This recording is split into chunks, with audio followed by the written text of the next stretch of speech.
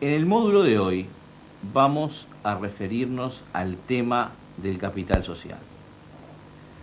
A tales efectos dividiremos el desarrollo en dos partes. En primer lugar, vamos a referirnos al concepto de capital social, concepto esencial, fundamental en el caso de las sociedades anónimas. Y en segundo lugar, vamos a distinguir y a desarrollar los conceptos de capital y de patrimonio. En el módulo próximo nos referiremos a las variaciones de ese capital social, viendo los temas de aumento, de reducción y de reintegro del capital. Con respecto al concepto de capital social, es importante tener presente que el mismo se encuentra en el corazón de las sociedades anónimas. Las sociedades anónimas han sido tradicionalmente definidas como sociedades de capital. La circunstancia de que la responsabilidad del accionista se encuentre limitada al monto de su aporte, es decir, que no haya responsabilidad personal del accionista por las obligaciones sociales, determina que el ámbito del capital y de los bienes existentes en el patrimonio social cobren singular relevancia. Para comenzar, partiremos del concepto tradicional de capital como hipótesis de trabajo para ir desarrollando nuestro tema. Decíamos que tradicionalmente la doctrina ha considerado que el capital es un elemento integrante del contrato social que está formado por los aportes que los socios realizan a la sociedad. Este ha sido, con diferencias de matiz, el concepto que tradicionalmente buena parte de la doctrina ha enunciado al definir el capital social. El capital social cumple en las sociedades anónimas básicamente dos funciones. En primer lugar, marca el límite de los recursos sociales que no pueden ser distribuidos entre los accionistas como dividendo. Es el principio de lo que la doctrina ha llamado la intangibilidad del capital. A través del propio concepto de capital y a través de diferentes normas que tutelan la preservación del mismo, el derecho ha buscado establecer un cúmulo de recursos sociales que se encuentran fuera de la potestad de los accionistas de resolver su distribución como utilidades.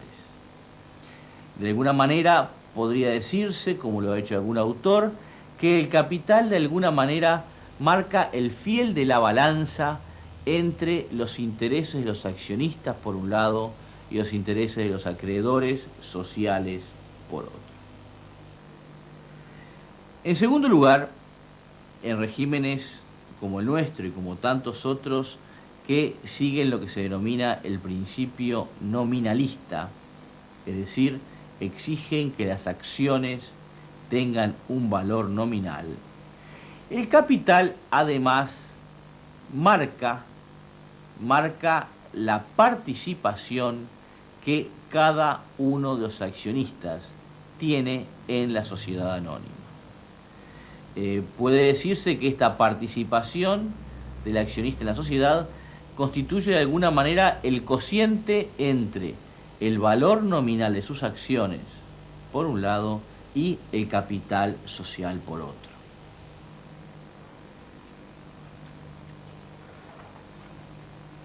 No obstante, este concepto tradicional de capital, como elemento que refleja el aporte de los accionistas, ha sido y es objeto de severas críticas. En primer lugar, se dice, y con razón, que en regímenes como el nuestro existe más de un concepto de capital social. Como veremos seguidamente, nuestra ley recoge tres conceptos distintos de capital: capital contractual, capital suscrito, capital integrado. De estos tres conceptos, solo uno sería susceptible de coincidir con la enunciación tradicional que formula la doctrina. En segundo lugar, también como veremos en este módulo, no todos los aportes del accionista constituyen capital, sino que existen aportes que realizan los accionistas a la sociedad que no son capital. En tercer lugar, el capital no surge exclusivamente de aportaciones de los socios. Como veremos también en el módulo próximo, existen modalidades de aumento nominal de capital, en el cual el capital se forma por capitalización de otros rubros patrimoniales. También, en cuarto lugar, existen otros rubros patrimoniales diferentes del capital que tampoco son distribuibles como dividendo. Los ajustes al patrimonio, los aportes no capitalizables, como veremos seguidamente, tampoco constituyen utilidades distribuibles. Y por último, existen técnicas diferentes a la de determinar el cociente entre el valor nominal de las acciones y el capital social para medir la participación del accionista. Esto ocurre fundamentalmente en aquellos regímenes que consagran las llamadas no par value shares, es decir, acciones sin valor nominal, en los cuales la participación del accionista se mide como una fracción porcentual en el patrimonio social. Todas estas críticas al concepto tradicional de capital han provocado una reacción en la doctrina que han puesto en crisis el concepto tradicional. Esta crisis del concepto tradicional ha tenido diferentes manifestaciones. Para algunos, simplemente han prescindido del concepto de capital social, es decir, han considerado que el capital social no constituye ya más un elemento necesario dentro de las sociedades anónimas. Esta es, por ejemplo, la posición tomada por la Ley de Sociedades Anónimas del Estado de California, la cual se construye prescindiendo del concepto de capital social.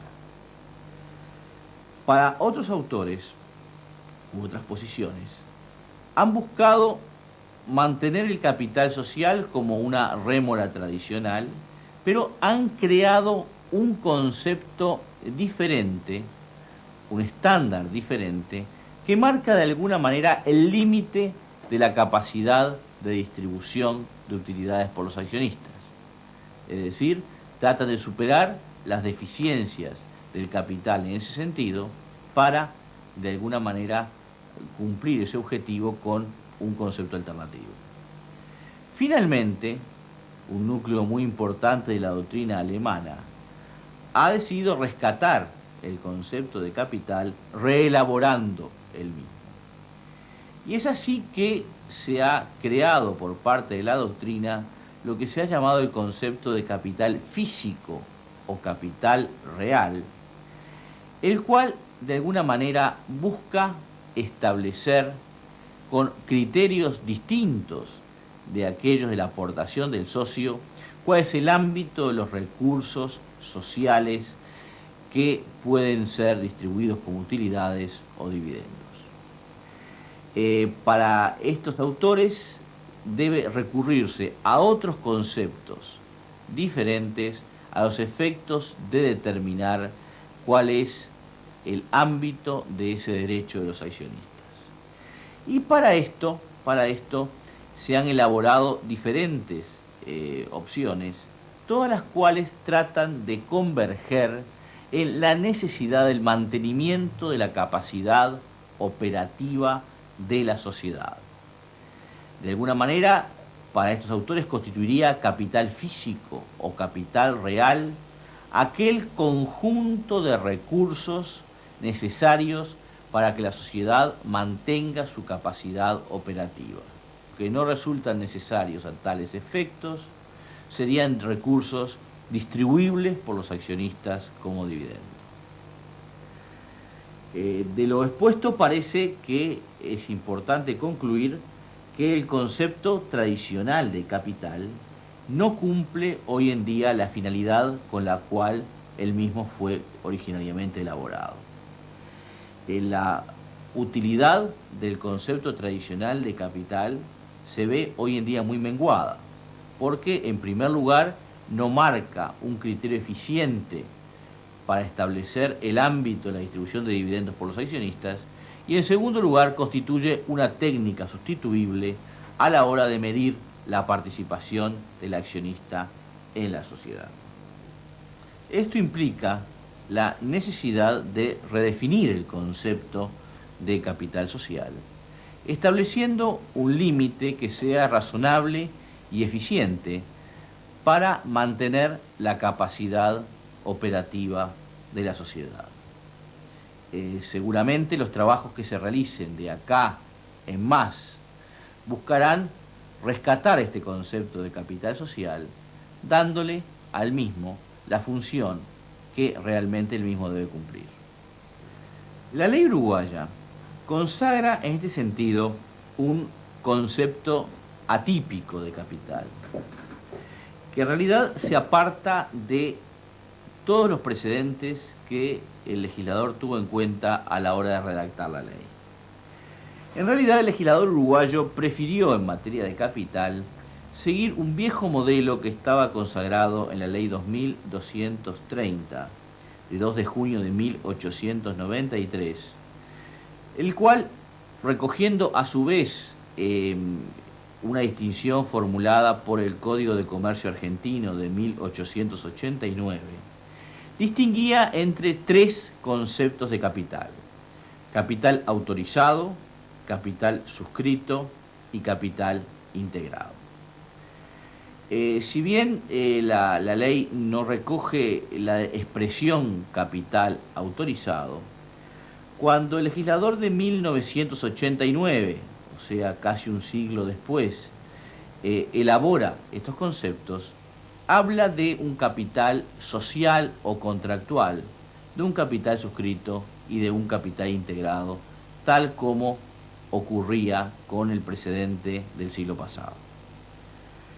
El capital contractual o autorizado puede decirse que en la ley representa el límite máximo hasta el cual los accionistas pueden suscribir e integrar capital. Nosotros veíamos en el módulo pasado que este capital contractual o autorizado tenía que figurar en los estatutos sociales. Era una estipulación contractual o estatutaria necesaria, de modo tal que toda variación en el capital contractual o autorizado requerirá una reforma de ese estatuto social. Entonces, primera función de ese capital contractual o autorizado, como decíamos, fijar el límite máximo para suscripciones e integraciones. Y además, el momento fundacional, como veíamos también en el módulo anterior, este capital contractual mide los mínimos de suscripción y de integración que deben cumplir los accionistas. Este capital contractual autorizado, además, también como mencionábamos en el módulo anterior, debe tener determinados mínimos en su monto, mínimos que son actualizados anualmente por el Poder Ejecutivo y que para el corriente año 1996 ascienden a 348.664 pesos. El capital suscrito, por su parte, es el capital que los accionistas han asumido la obligación de integrar. Una de las características de la regulación del capital en la Ley de Sociedades Comerciales es que se da relativa importancia a esta obligación de suscribir capital, regulándose la obligación y la mora del accionista en hacerlo. Y finalmente, el capital integrado es el capital efectivamente aportado por los accionistas, el capital efectivamente pagado por los accionistas como contrapartida del cual la sociedad le ha emitido los títulos representativos de su aporte que se llaman acciones.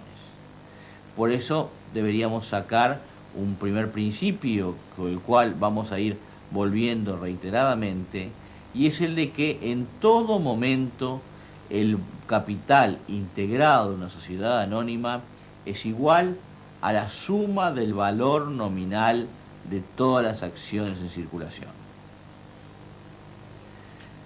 Recordando además lo que mencionábamos en el módulo pasado, en el momento de fundación de la sociedad anónima, este capital integrado y suscrito tienen que cumplir con determinados mínimos con respecto al capital contractual.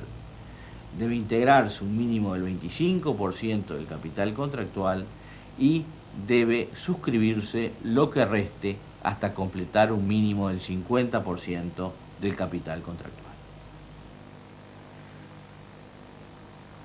Es corriente cuando se estudia capital social contraponer el concepto de capital social al concepto de patrimonio. Suele decirse que mientras el capital social es un concepto estático, el concepto de patrimonio social es un concepto dinámico. En realidad, yo creo que hay que decir más que eso. Hay que decir que mientras el capital social, de acuerdo con la tesis tradicional, está marcando simplemente una parte de los recursos propios con la cual la sociedad se financia, recursos que provienen del aporte de los accionistas o, como veremos, también de otras fuentes. El patrimonio social está marcando el cúmulo total de los recursos propios con los cuales cuenta la sociedad para desarrollar su objeto. Para esto creo que es útil que partamos de lo que se denomina en la técnica contable la ecuación contable básica, ¿no? El ABC para los contadores, la cual parte de decir que en toda sociedad o en toda empresa el activo es igual al pasivo más el patrimonio. En otros términos, desarrollando esta ecuación, el patrimonio de una sociedad es igual a la diferencia entre su activo y su pasivo. Este concepto de patrimonio o patrimonio neto, decíamos, marca entonces el cúmulo de los recursos propios con los cuales actúa la sociedad comercial. Podríamos decir que el giro social se financia con recursos propios y con recursos de terceros. Los recursos de terceros componen el pasivo, los recursos propios componen el patrimonio neto. Este patrimonio neto, a su vez, tiene una estructura compleja. Podríamos para esto tomar la estructura del patrimonio establecida en el decreto del Poder Ejecutivo 103/91 del 27 de febrero del año 91, que establece lo que se ha denominado el balance tipo, al cual deben sujetarse en la exposición de sus estados contables las sociedades comerciales. Y este balance tipo, cuando regula el capítulo del patrimonio neto, establece que en este capítulo existen diferentes rubros que lo componen. En primer lugar, el rubro capital. En segundo lugar, el rubro aportes y compromisos a capitalizar. En tercer lugar, el rubro de ajustes al patrimonio. En cuarto lugar, el rubro de reservas. Y en quinto y último lugar, el rubro de resultados acumulados.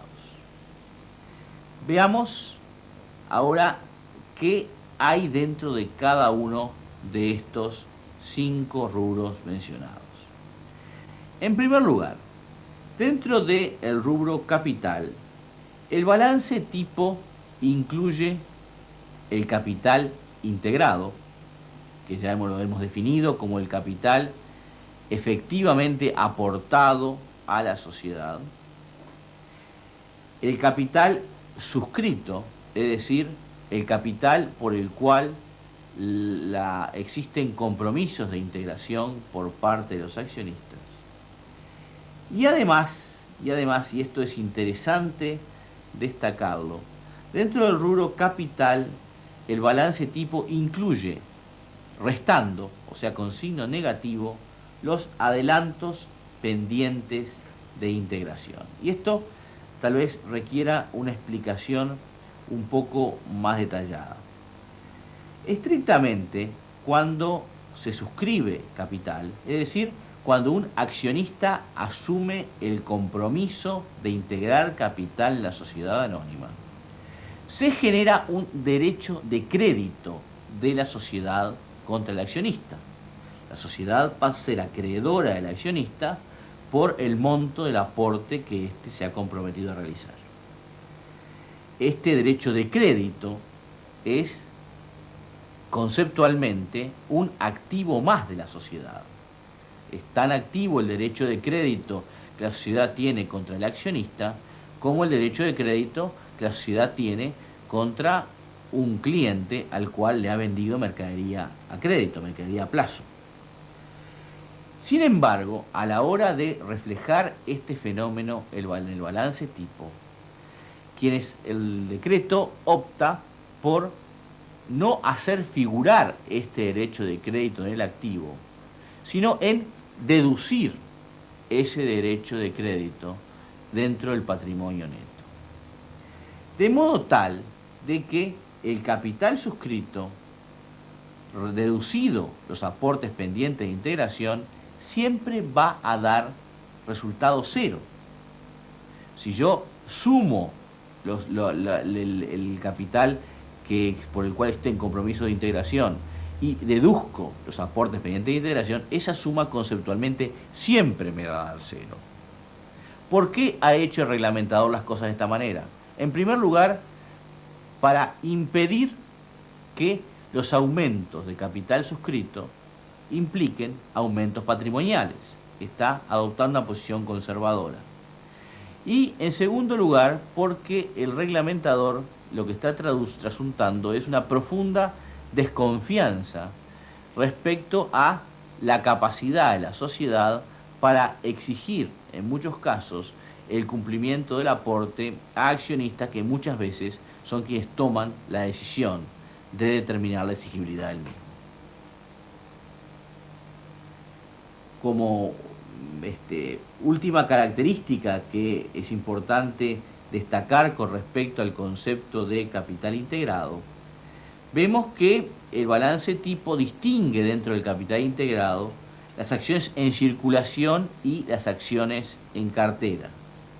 Veremos en alguno de los módulos próximos que la sociedad tiene la capacidad, en algunos casos, de adquirir sus propias acciones y mantenerlas en cartera.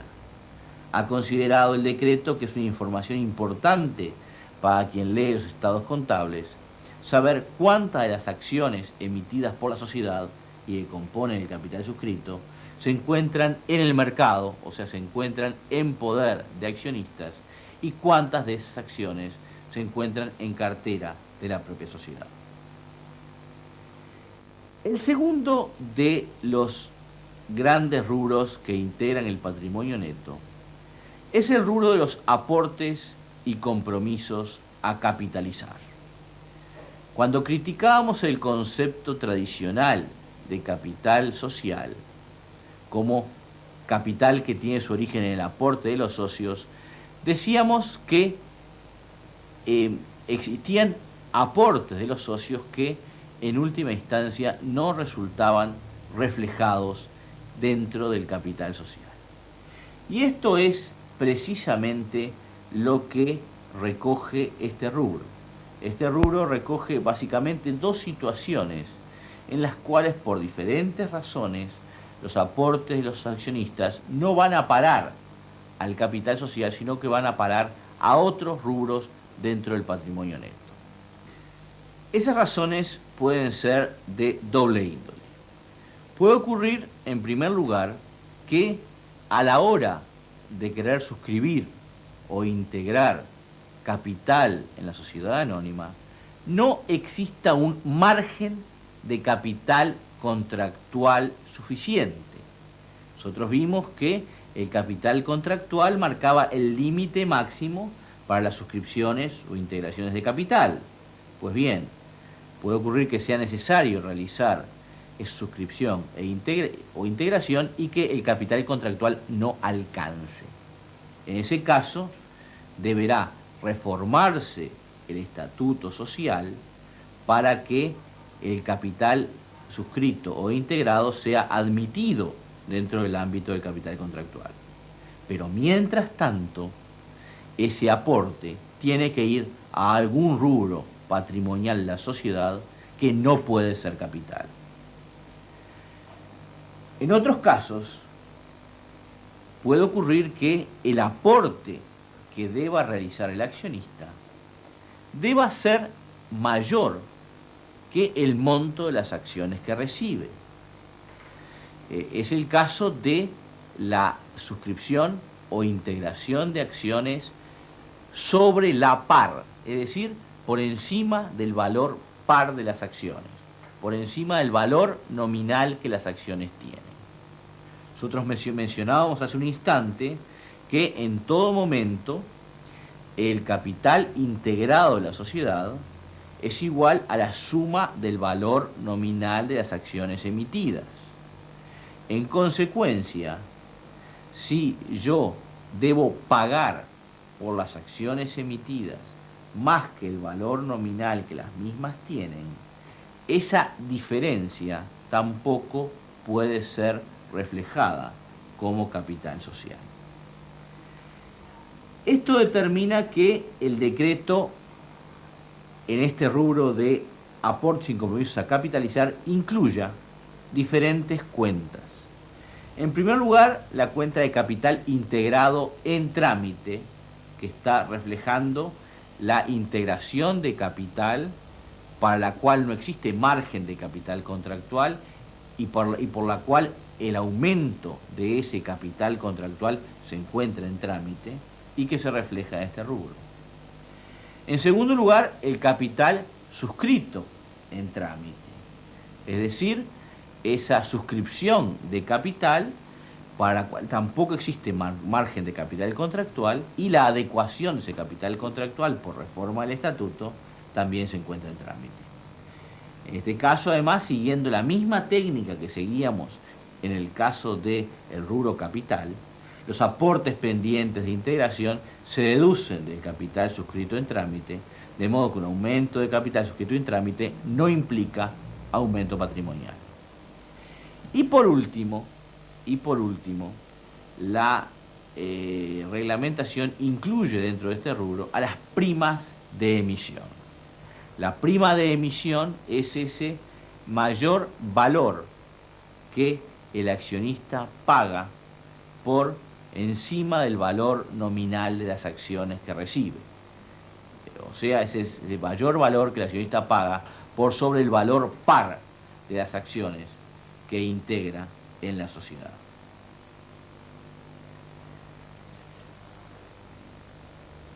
El tercero de los rubros que la reglamentación establece dentro del patrimonio neto de las sociedades comerciales son los llamados ajustes al patrimonio. Los ajustes al patrimonio en realidad no responden a ningún aporte del accionista, no responden tampoco, como vamos a ver luego, a ninguna generación de utilidades o beneficios por parte de la sociedad, sino que simplemente son una reexpresión monetaria del patrimonio neto. ¿Y por qué habría de reexpresarse monetariamente el patrimonio neto? Y fundamentalmente para recoger los efectos del fenómeno inflacionario sobre los estados contables. El proceso de deterioro en la moneda de cuenta de la sociedad que produce la inflación determina que el mayor valor de los activos sociales en valores corrientes deba estar reflejado también en un aumento patrimonial. Si volvemos a aquella ecuación básica contable en función de la cual el activo es igual al pasivo más el patrimonio, todo aumento del activo que no tenga su origen en un aumento de los pasivos, debe determinar un aumento del patrimonio neto, para preservar de alguna manera esa igualdad básica en la ecuación. De este modo, cuando un bien que compré hace mucho tiempo, expresado en mis estados contables al precio por el cual fue adquirido valores corrientes, hoy vale más dinero, no porque el bien en sí mismo valga más, sino porque la moneda en la cual estaba expresado vale menos, ese mayor valor del activo debe estar reflejado en el patrimonio neto. Debe de alguna manera reexpresarse ese patrimonio neto. Y esa reexpresión del patrimonio neto se refleja en este rubro patrimonial que se llama ajustes al patrimonio, el cual en las sociedades comerciales uruguayas, sobre todo las sociedades comerciales que tienen ya unos años, es tremendamente importante, porque en países en los cuales históricamente existió un fenómeno inflacionario significativo, es muy importante este rubro patrimonial que refleja la reexpresión del valor del patrimonio neto para adecuarlo a los procesos de pérdida de poder adquisitivo de la moneda. En cuarto lugar, tenemos las reservas. Las reservas son rubros patrimoniales que tienen su origen en utilidades generadas por la sociedad.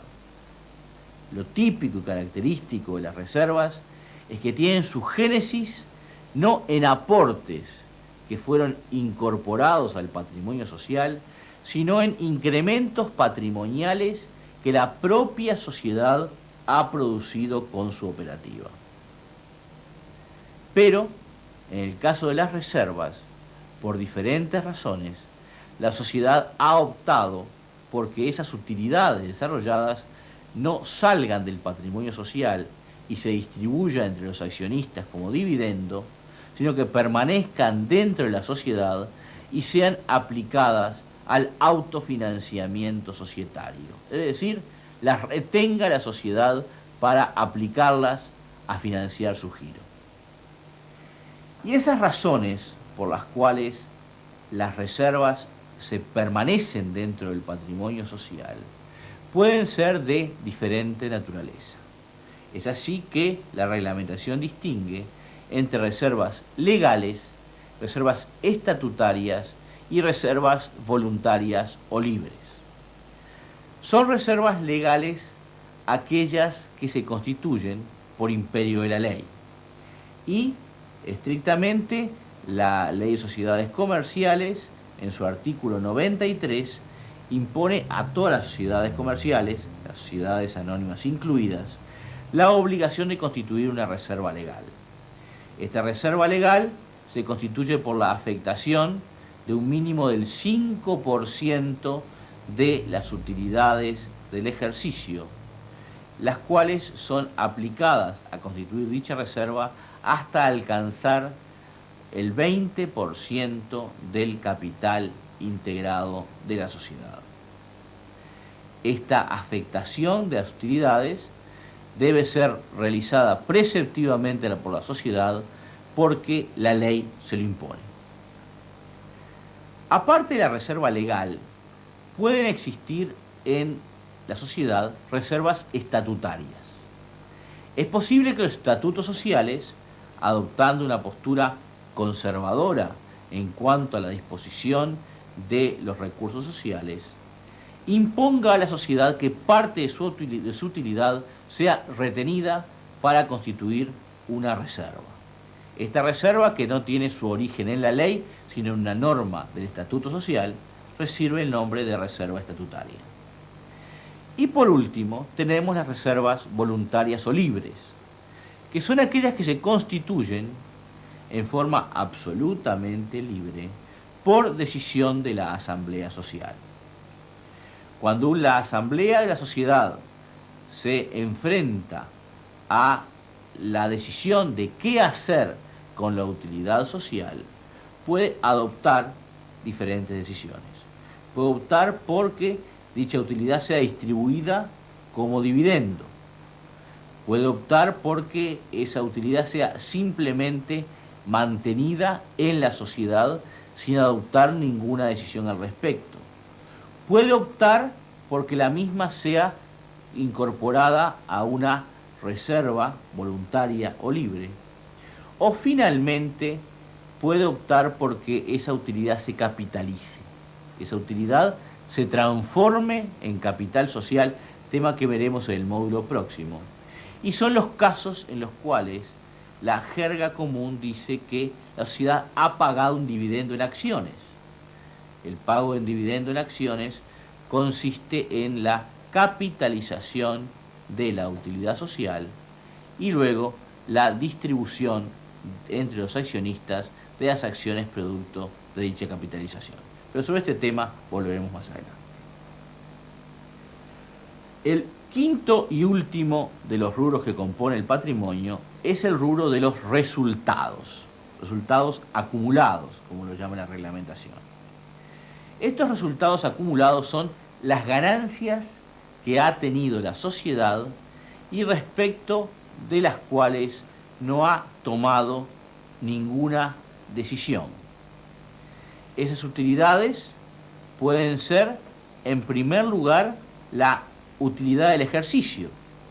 La sociedad, con su giro normal, con su giro corriente, va generando utilidades que se incorporan al patrimonio social. Cada vez que la sociedad vende un producto, cada vez que la sociedad recibe un honorario por la prestación de un servicio, está generando una utilidad que determina un incremento patrimonial de la sociedad. Cada vez que la sociedad paga arrendamientos, o paga impuestos, o paga salarios a los dependientes, está incurriendo en una pérdida que reduce el patrimonio social. Por eso, ese resultado del ejercicio, que está cambiando en cada instante, con cada negocio jurídico que realiza la sociedad, está incorporado al patrimonio social. También están incorporados al patrimonio social, dentro de este rubro de resultados acumulados, los resultados de ejercicios anteriores, es decir, los resultados que ha generado la sociedad en ejercicios anteriores al presente y respecto de los cuales no se ha adoptado ninguna decisión particular dentro del ámbito social. El rubro de resultados acumulados presenta una característica especial que no presenta ninguno de los restantes rubros que integran el patrimonio neto.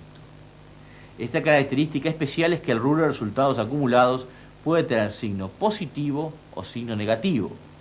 Podemos estar en presencia de utilidades acumuladas que de alguna manera aumenten el patrimonio social, o podemos estar en presencia de pérdidas acumuladas que de alguna manera reduzcan el patrimonio social. Es decir, mientras el capital social, los aportes o compromisos a capitalizar, los ajustes al patrimonio o las reservas siempre suman, los resultados acumulados pueden sumar o pueden restar.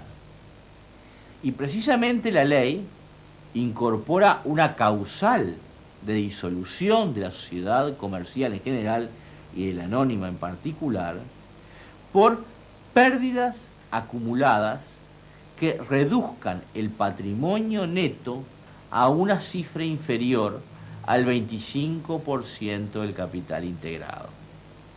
Cuando esas cifras que restan son tan importantes para que el monto total del patrimonio neto sea reducido a una cifra inferior al 25% del capital integrado, la sociedad se disuelve.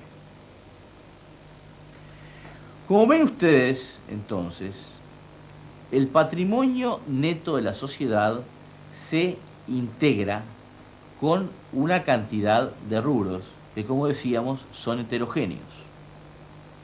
Por un lado, tenemos aquellos rubros que tienen su origen en aportes de los accionistas.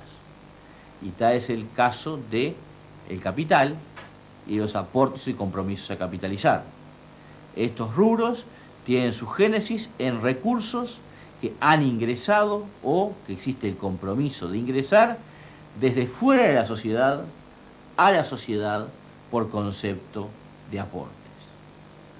Esos aportes, como decíamos, no tienen por qué reflejarse necesariamente en el capital, sino que en muchos casos existen poderosas razones para que se reflejen en otros rubros, también patrimoniales, que no son capital. En segundo lugar, tenemos un grupo de rubros que están reflejando los resultados de la gestión social, es decir, que tienen su génesis en pérdidas o en ganancias generadas por la sociedad. Finalmente, tenemos el rubro de ajustes al patrimonio, que ni tiene su génesis en aportes, ni tiene su génesis en beneficios sociales, sino que simplemente es una reexpresión monetaria del mayor valor que tienen los bienes del activo por la pérdida del poder adquisitivo de la moneda en la cual se encuentran expresados. Esta diferente génesis de los rubros que integran el patrimonio neto de la sociedad se traducen en la aptitud de los mismos para ser distribuidos como dividendos entre los accionistas. Mientras con carácter general los resultados acumulados positivos son distribuibles como dividendo, y las reservas, con la excepción de la reserva legal y en algunas situaciones estatutaria también lo son, jamás pueden distribuirse como dividendos ni el capital social, ni los aportes o compromisos a capitalizar, ni los ajustes al patrimonio, porque estos rubros no tienen su génesis en utilidades sociales y en consecuencia no pueden ser objeto de distribución en carácter de tales. Además, los rubros que no tienen su génesis en utilidades sociales tampoco son susceptibles de absorber dichas utilidades, salvo los casos muy especiales de reducción de capital por absorción de pérdidas. En consecuencia, también en esta materia el tratamiento de unos y de otros es diferente. Esto es muy importante tenerlo claro, porque el legislador en esta materia no actúa con la puridad o el conceptual que requieren estos conceptos. Cuando el legislador, por ejemplo, se refiere a la prima de emisión en el artículo 297 de la Ley de Sociedades Comerciales, dice que esta prima de emisión será reputada como ganancia y vertida al fondo de reserva legal. Si bien la imposición de revertirla al fondo de reserva legal es por imperio de ley y así debe hacerse, por lo menos hasta completar el 20% del capital integrado que la ley impone, es importante tener presente que la prima de emisión no es conceptualmente una ganancia y en consecuencia la prima de emisión no es distribuible como dividendo. Atrás de todo esto puede extraerse el concepto de que el conjunto de rubros patrimoniales que en nuestro balance tipo y con la técnica de capital financiero de alguna manera que recoge nuestra normativa resulta utilizada, ese conjunto de rubros patrimoniales marcan el límite de la capacidad de los accionistas de distribución de dividendos. Podría afirmarse que si tuviéramos que trasladar el concepto doctrinario de génesis germana de capital físico o capital real a nuestro balance tipo, deberíamos decir que este conjunto de rubros, el capital social, los aportes y compromisos a capitalizar, los ajustes al patrimonio y tal vez la reserva legal dentro de las reservas, componen ese concepto de capital físico o capital real no distribuible como dividendo. Como ven ustedes, el concepto de capital social, íntimamente relacionado con el concepto de patrimonio, presenta una serie de dificultades conceptuales que hemos venido analizando. En el módulo próximo volveremos sobre este concepto para analizar los conceptos de aumento, de reducción y el reintegro del capital social, en los cuales, como ustedes verán, todos estos rubros patrimoniales y el tratamiento de los que de los mismos deriva se encuentran íntimamente relacionados. Nada más.